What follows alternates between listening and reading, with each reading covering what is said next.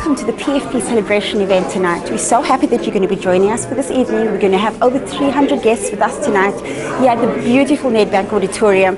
And so stay tuned. We're going to have an amazing evening, lots of amazing stories to tell.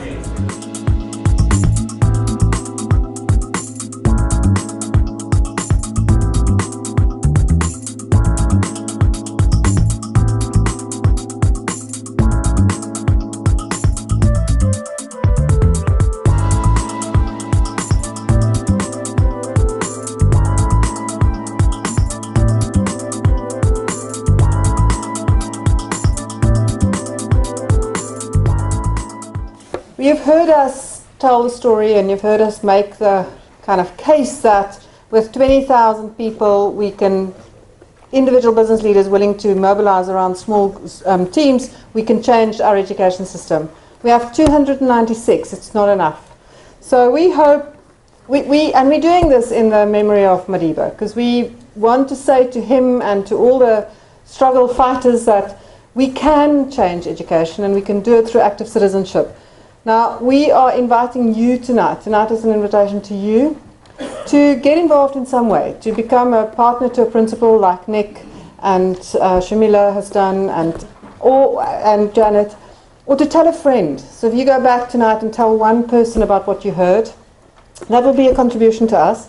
We want you to offer your knowledge and skills, so we're handing out some documents to you if you feel called to get involved in any way, for you to just write that down, tell us what is the gift and contribution that you want to contribute. We want you to help us mobilize a nation. Now we are going where the energy is, so this year we will be launching circles in Cape Town, Stellenbosch, East London, Durban, Johannesburg, Pretoria, Lepelale, Letsetele, Nelspruit, Worcester and in the Overberg. Those are the areas that we are already planning to go to. But each of these areas started with one person who said, I want to kind of see what we can do in this town. Sorry, and in Port Elizabeth. So my plea to you tonight is to get involved and to give of who you are. And Irene wants to make a plea to you about that thing that nobody wants to talk about, money. This is really the worst session of the evening. After Louise, who can be inspirational, and all of the partners that were speaking tonight, and Professor Son, who's got a distinct gift for capturing an audience, I got to stand and ask your money.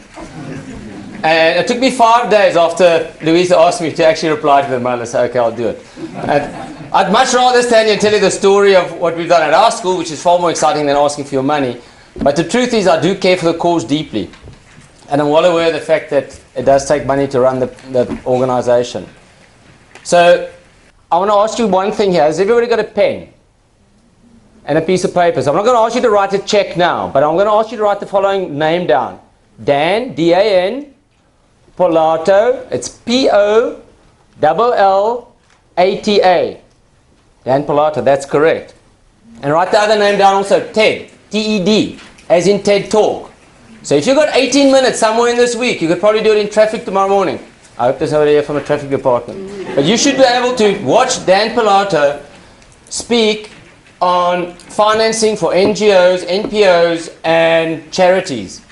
He's an expert, done a lot of fundraising for many organizations, breast cancer and so forth. And he makes a strong case, much better than I can do tonight.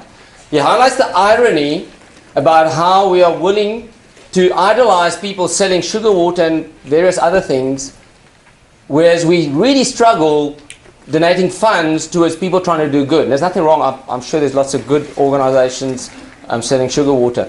But the point is, he highlights the irony.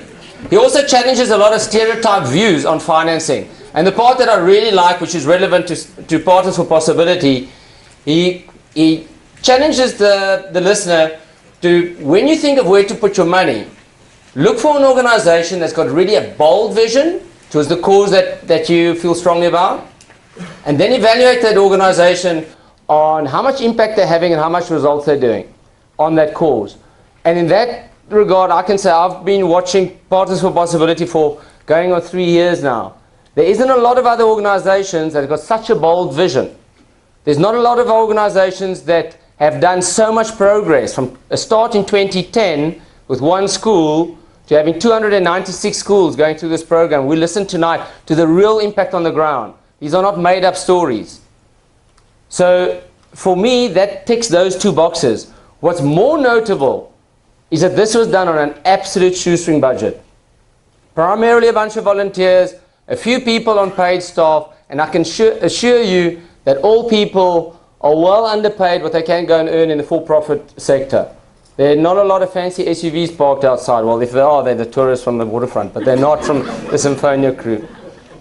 So I want to challenge you to really think. I mean, if we're going to stand here tonight and say, please support us financially for this evening, when Louise showed me the slide, I said, I'll say that, because, I mean, can you imagine? We actually have to ask you to help us support us to put this evening together. That's how critical funding is, because there's not a lot of spare cash going around, and there's no big donors that have come through yet. There are donations that have come through, but it costs to run.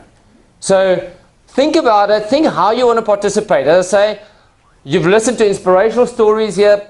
Get involved. Volunteer your time. Think how you can do about funding. Go listen to the TED Talk. Go back to your organization. Spread it around to other people that are thinking where they're spending their money and whether they're really getting bang for their buck. Because I can assure you, for the few bucks that have ever entered the coffers of Symphonia, to turn around 296 schools and counting, that's a lot of bang for the buck. Okay, now I can go home. That's it.